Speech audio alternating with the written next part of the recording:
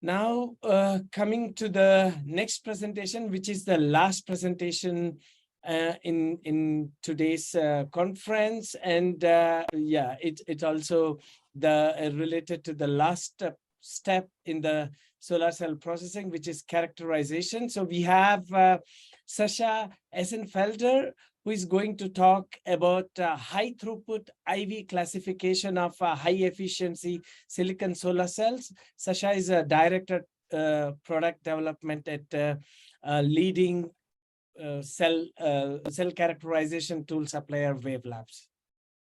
Sascha, the floor is yours. Thank you very much. So you should see my screen now. Yes. First of all, thank you for inviting me to this conference and giving us the opportunity to speak about our solution for high throughput IV classification of high efficiency solar cells with our method called RapidWAVE. So first of all, I want to thank my colleague Bernard Klöter, Bernard Mitchell, and Don Claxton, who did the main work on this. And now let's start into the presentation, of course, with a short introduction into our company, into WAVELABS. So WAVELABS was founded in 2011. We do have a headquarter this product development, production and service in Leipzig, located in Germany. And we also have an innovation hub in Münster, which is also located in Germany. Now we have more than 90 employees, and we have a quite large R&D with almost half of people at WAVELABS working in the R&D. We are very proud to say that we are the world's largest producer of LED-based solar simulators for solar cells. On the right-hand side, you can see a lab configuration of this tool with front illumination and rear side illumination and a chuck. But nevertheless, we do also have a product portfolio for solar simulators and camera-based metrology systems, not only for PV cells, but also for modules. And we have over 800 solar cell testers running currently in production. And we heard a lot about that industry is moving to TOPCon and HJT. So I think I don't need to motivate why we need to go there.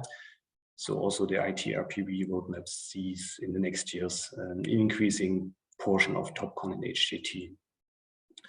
And on the other hand, in the same ITRPV report, we see that not only the technology is changing, but also the cycle time, also throughput of the wafers in the production line will increase in the next 10 years. And in the blue dotted points are for metallization and the classification process, which is basically our business. And you see that this number, the throughput, is going up from currently around 7,000 to about 10,000 wafers per hour in the printing line. So that means we need to see how we can have this throughput at the final inspection with at the end measurement times well below 100 milliseconds for one IV sweep. And to understand more what the timings are for this classification, let me just briefly introduce the standard procedure. So you see here, to reach this 10,000 cells, first of all, we need to say that for one printing line, we have 2 IV testers currently. That means we need have the aim of 5,000 cells per hour, which then means that we need to have a cycle time of 0.72 seconds. And this now is composed of several steps. So first of all, of course, we need to transport the cell into the measurement position. We do need to close the contacts so that the cell is contacted and we can measure IV curves. Then we have the contact time, which is the time where we can do the characterization of the solar cell. We need to open the contacts and transport the cell out of the measurement position while the next one is already transported in. So if we do the math here and calculate how much time do we have to achieve this 0.72 seconds, we do have about 120 milliseconds contacting time, which is then our measurement time. And in this time, we want to do, first of all, the basic characterization, which means, of course, one sound measurement from the front, which basically determines the efficiency, and the other parameters like ISC, VOC, and fill factor. And the next step is a half-sun measurement from the front. This is basically used to determine the series resistance of the solar cell. Using the dark IV measurement, you want to characterize the reverse behavior of your solar cell. So basically, you want to characterize the breakthrough of the solar cell. And also you can calculate or determine the parallel resistance, the R shunt of the solar cell. The last step, which is currently a standard in production, is an electroluminescence characterization in order to locally find defects in your material. Of course, we also have additional options for characterization. So one is well-known Sans VOC. The other one is something which is quite unique in solar cell testing, because we are using LEDs. We can also illuminate the solar cell with part of the standard spectrum, so a standard red-blue measurement to probe the front and the rear side of the solar cell. And at the end, we can also do quasi-QV. And the next step, or the last possibility here, is here an infrared image in order to detect hotspots which are localized on your solar cell. Okay, now let's see how we can go to this 120 milliseconds. Of course, we need to reduce the measurement times, or to have measurement times in the range below 30 milliseconds to achieve this overall measurement time. If we now look into PERC, it's not that big deal. So on the left-hand side, you see the measured mini-module efficiency of a PERC mini-module plotted over the measurement time, starting with 1 second and down to 20 milliseconds. And you see there's no significant change of the efficiency with the measurement time. On the right-hand side, just for reference, we see a PC1T simulation of a PERC cell using a 30 millisecond flash. So standard IV curve as you know it. If we now change to HJT, the situation changes. So again, you see here the cell conversion efficiency of a HJT mini module measured with different measurement times. And you see that for large measurement time of 2 seconds and 1 second, we don't see a significant influence, but as we decrease the measurement time below 500 milliseconds, we see a significant increase of the efficiency, which means we have a high mismatch between the steady state measurement, which is like 2 seconds, and the fast IV sweep. And more importantly, you see that 250 milliseconds is already way too fast to get a reasonable measurement of your efficiency. And we just learned that for this high throughput in the future, we need to be below 120 milliseconds for all measurement steps. That means we need to find a solution here. Now the question is, why do we see this increasing cell efficiency with decreasing measurement time? So again, here's a simulation PC1D for a 30 millisecond flash. In black, the PERC simulation, which you just saw on the last slide, and in red, the same simulation for an N-type HJT cell. And you see that for a reverse scan, that means we measure from VOC to ISC, we have such a typical bump here near the PMPP, which then leads to an increased PMPP or cell efficiency. And this bump, or this overestimation of the PMPP, increases this decreasing measurement time. This effect is in principle well known and also described in literature. I brought you here 2 references. You can read the basics.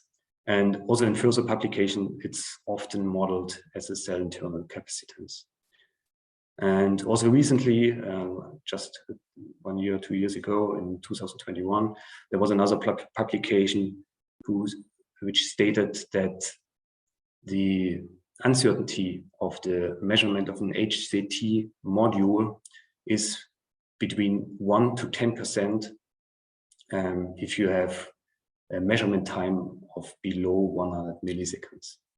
This again emphasizes that we do need to have a solution here to get higher throughput in the cell testing. Okay, now let's look at the solution which we have developed. First of all, I will show you PC1D simulations, showing that the basics behind is working. So again, you see a slow IV reference in red, in black solid, in the black solid line.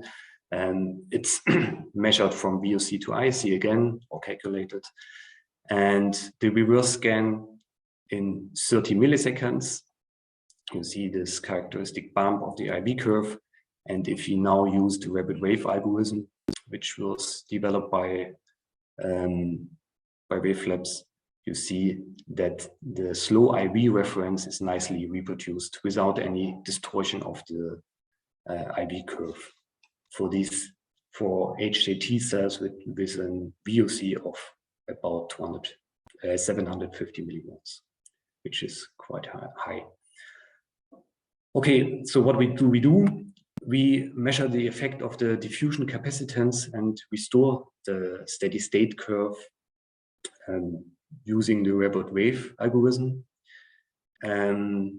We do use the information from both the forward and also from reverse sweep, as it was discussed already in the Simple paper from 2017. And the beauty about this algorithm is that RapidWAVE is suitable for PERC, TopCon, HJT, and also IBC cells without any parameter tuning. So you can have your tester in place and measure all these cells one after another, and you don't need to change anything. The measurement will be correct. Now let's look at the performance for different measurement times. So the real performance, this is only simulation, as I told you before. And again, you see the same graph which we saw before. You have on the y-axis the cell conversion efficiency, on the x-axis the measurement time. Again, you see for the standard reverse sweep, the increasing cell efficiency with decreasing measurement time. And if you now use the RapidWAVE algorithm, the slow IV reference is nicely reproduced until measurement times down to 20 milliseconds. And the region between 20 to 30 milliseconds is exactly the time which we need to get this 5,000 cells per hour, which are required in the future. So on the right-hand side, you see again a measured IV curve in the black solid line. This is the reference, the slow measurement of 1 second. And for the orange dots, you see the 20 millisecond sweep, which nicely reproduces the slower sweep without any distortion in your IV curve.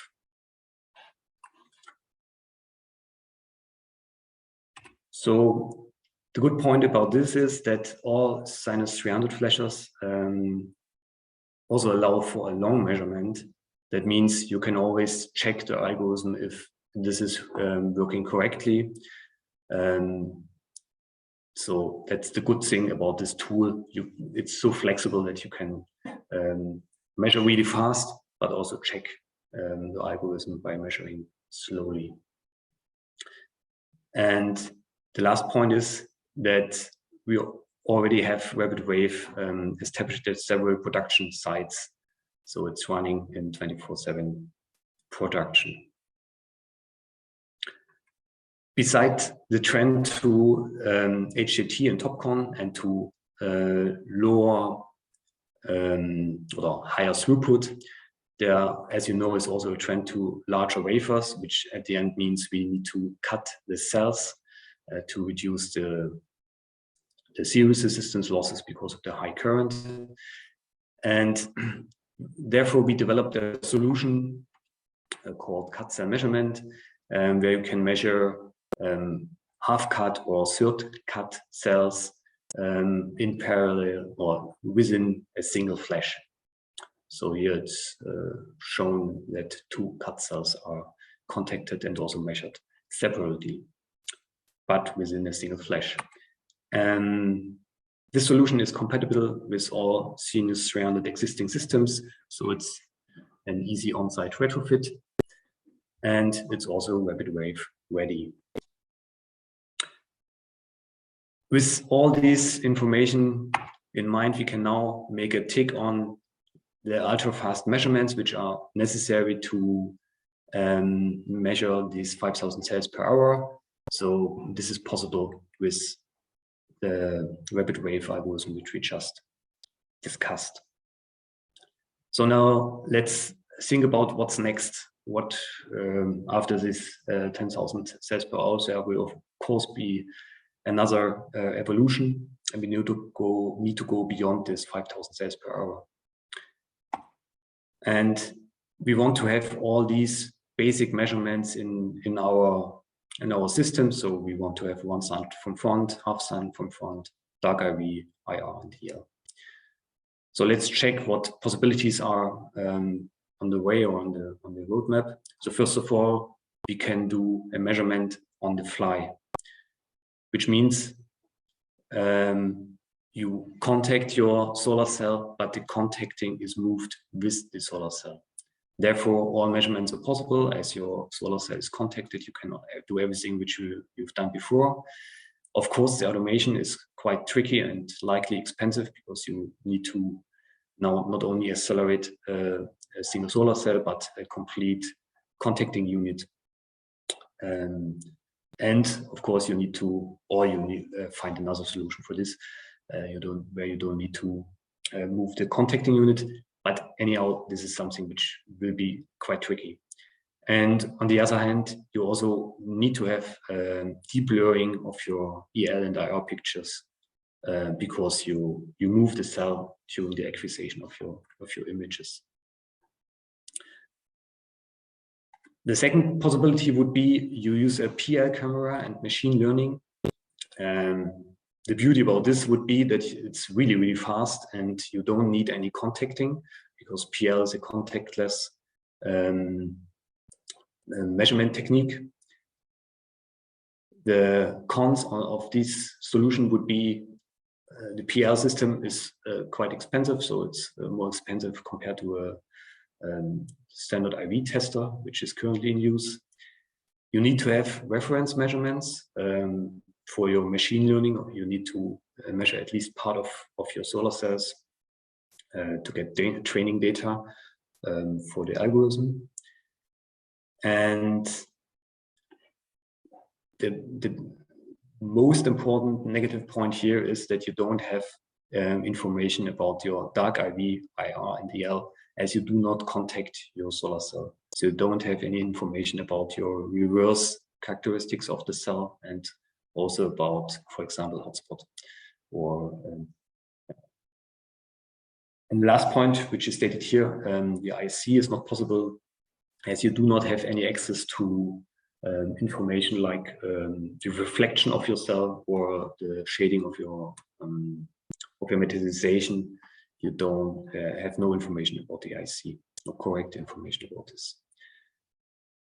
A third solution would be the usage of an EI camera and machine learning, which is quite similar to solution 2. The good point about this would be that you can also measure reverse currents, meaning that you can do dark IV, EL, and IR. But of course, then you need again the contacting, which means you need to stop the cell and accelerate it again, which means your cycle time will be likely lower. You again need, yeah. Sascha, you have to really wrap it up in a minute because we are running late. Okay. You took more than 20 minutes. Yeah. Thanks. And then let's go to the last slide. So basically, we've done some machine learning, and what we did see is that it works quite good for high efficiency cells, but as you go to IC, to the IC limit, and because this data was from a production with a IC limitation, then the prediction is getting worse for this machine learning, but details we cannot discuss now. So to conclude, RapidWAVE is the latest WAVELABS upgrade, and this enables ultra-fast measurements of high hysteresis cells like HET for full, half, and 1/3 cells. So we can do the measurements within faster than 30 milliseconds, and we do not see any significant difference to this steady state measurement. And I've shown you that there are methods under investigation to enable end-of-line testing methods with a throughput of more than 5,000 cells per hour. But currently there's no winning technology found. With this, I want to thank you for your attention, and I'm open for questions. Okay, thanks a lot for the presentation, but I think we are already running a little bit late with our panel discussion. So it would be nice if you can stay here and answer any questions if there are any in the chat box. Yeah, thanks. Okay, bye. So thanks a lot for the presentation.